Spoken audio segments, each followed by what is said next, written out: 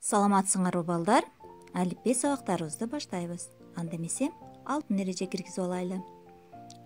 Кунт коюп угабыз сабакты. Тынчтыкты сактайбыз, жоопкерчиликтүү болобуз, тапшырмаларды убагында аткарабыз. Кана эмесе балдар, бүгүнкү сабакка көңүл бургула. Сабактын темасы Абышка менен Дөө, кыргыз эл жомогу.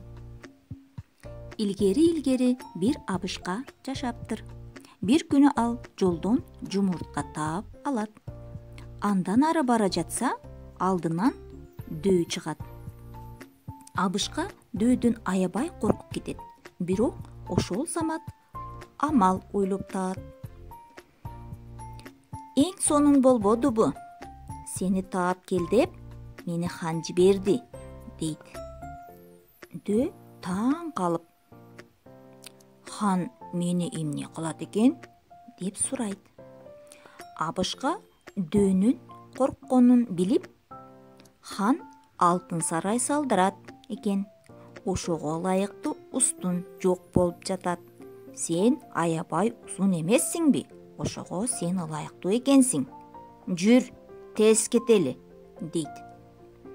Абышканын айтканына ишенбей, Дөө аны менен күч сынашмакчы болот. Алар суу табылгадан сары суу сыгып чыгарууга мелдешишет. Дөө куураган табылганы бычырата кармаса суу чыкпайт. Кезек Абышкага келет. Ал колундагы жумуртканы табылгы менен кошо кармайт, жумуртка жарылып, сары суу чыгат.